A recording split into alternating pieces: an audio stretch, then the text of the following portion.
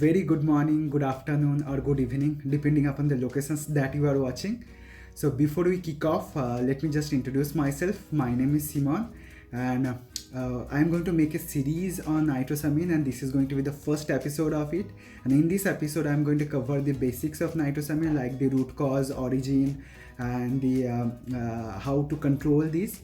So, without wasting further time, let's get started. So, we'll start with the background first, as usual.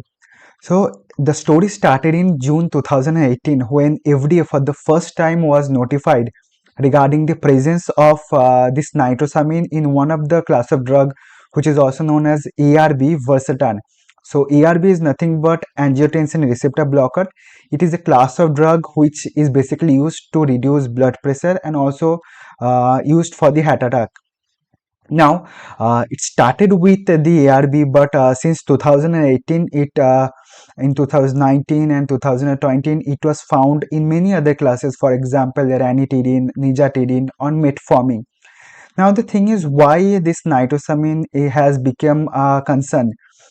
In ICH M7, they are referred as cohort of concern. The reason being the fact that these nitrosamine they belong to a group of compound which are so potent that they can cause cancer to the patient, and that is why it becomes a matter of concern. So now if you look at the definitions of it, it is a class of compound having a chemical structure of a nitroso group bonded to an amine.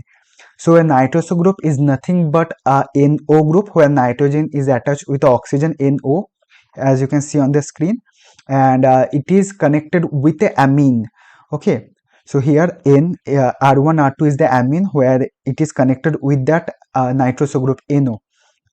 Now if you see the mechanism of how it is forming, so nitrosamine can form by nitrosating reaction between the secondary, tertiary and quaternary amines and nitrous acid, which also forms nitrous salt under acidic condition.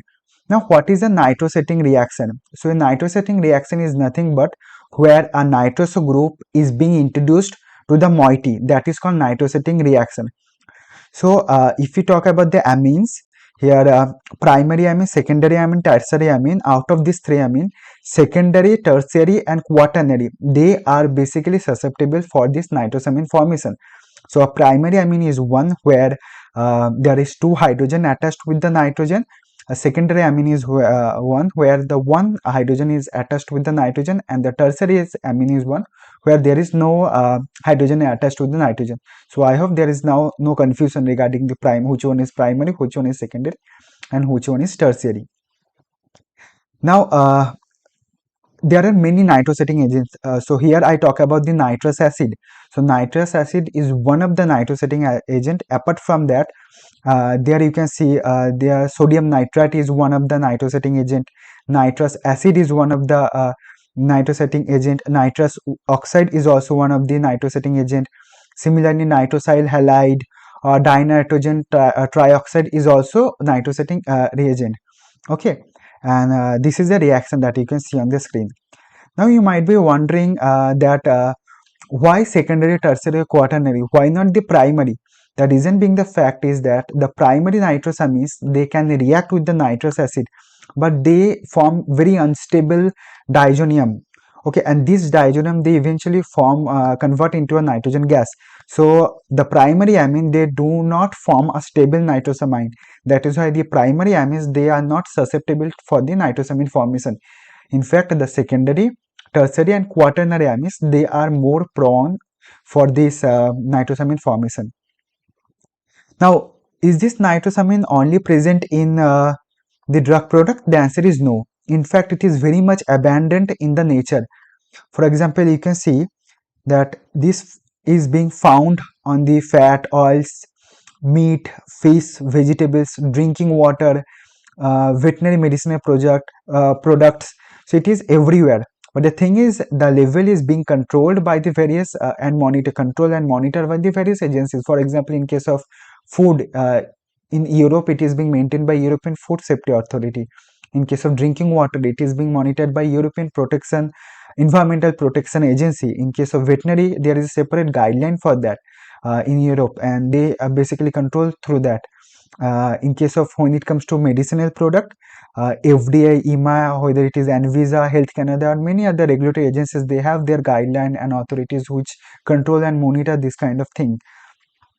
Now, although in literature there are many nitrosamines which are being reported, but there are mainly 7 nitrosamine which is being identified by the EMA and FDA, which is more pronely found in the drug products, which includes uh, your NDMA, NDA, NMPA, NDIPA, NIPA, and you can see on the screen. And these are these structures. You can pause the video and take a look at the structures, right?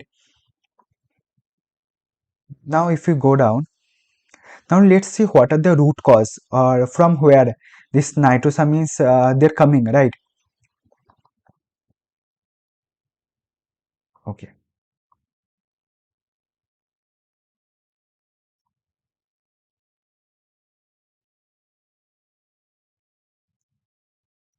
so the first thing is the presence of secondary, tertiary, and quaternary amines and the nitrous salt under acidic condition. So these secondary, tertiary, quaternary amines, they can come from the raw materials, reagent, solvent, catalyst. Okay, so it is very important the excipients that you are choosing or the solvent you are using to check whether they contain these amines or not, because they can come from the amines, they can come from those sources. Okay, then coming to the contamination of raw material, whatever the raw material you are using, for example the water that you are using for your production, nitrosamines can come from your water also, so it can, raw material is also one of the source. Then contamination from the recovered solvents. So recovered solvent is nothing but suppose there is a manufacturing plant and for this manufacturing plant they are producing one API, one active pharmaceutical ingredient or drug substance through multiple process, and there are 1 or 2 common solvents which is being used in all the process. So they use the first process, they produce the drug substance, and whatever the recovered solvent they got, they use it for the another. So if there is any nitrosamine that formed in the first process, they will eventually contaminate in the second process. So that is why it can happen that nitrosamine is coming from the recovered solvent or catalyst or other reagents. Okay, uh, third point, lack of process optimization and controls such as pH or temperature. So low pH, that means the acidic, and the higher temperature, these two conditions they actually favors the formation of nitrosamines. For example, if you see the DMF, dimethyl formamide, it is one of the solvent which is very commonly used in the pharmaceutical industry. But a DMF is such a solvent which at lower pH and higher temperature, they can convert it to a dimethylamine. So similarly, it is very important that your process they are optimized and controlled so that there won't be acidic condition and too much high temperature.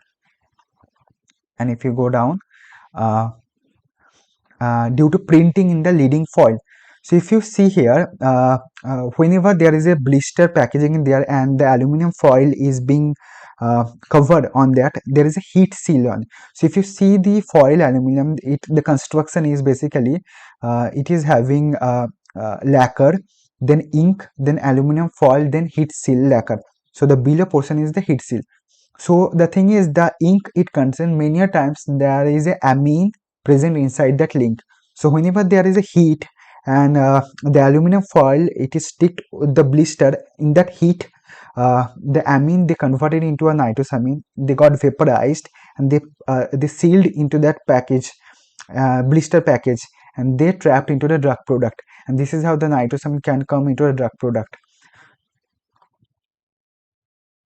So it can come from the during the printing in the leading foil also. Now let's look at how to control these nitrosamines.